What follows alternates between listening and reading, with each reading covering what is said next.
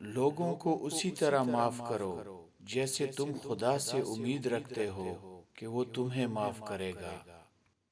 لوگوں سے ڈرنا چھوڑ دو کیونکہ رزق اور عزت کسی کے ہاتھ میں نہیں، اللہ جسے چاہے بے حساب دیتا ہے۔ اپنے دن کا آغاز صدقہ دینے سے شروع کرو، اس دن تمہاری کوئی دعا رد نہیں کی جائے گی۔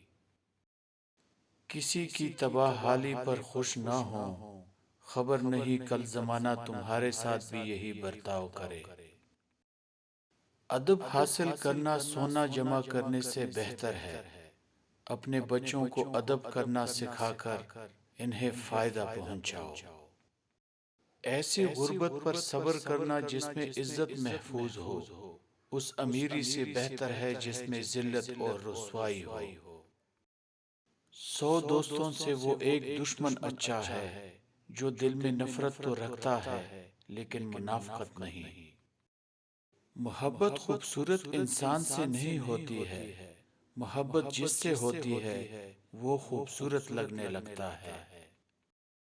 اگر کوئی شخص اپنی بھوک مٹانے کے لیے روٹی چوری کرے تو چور کے ہاتھ کاٹنے کے بجائے بادشاہ کے ہاتھ کاٹے جائیں۔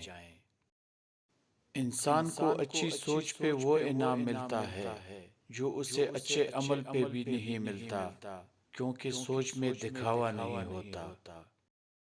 نفرت دل کا پاگل پن ہے۔ اپنی سوچوں کو پانی کے قطروں سے زیادہ شفاف رکھو، کیونکہ جس طرح قطروں سے دریا بنتا ہے اسی طرح سوچوں سے ایمان بنتا ہے۔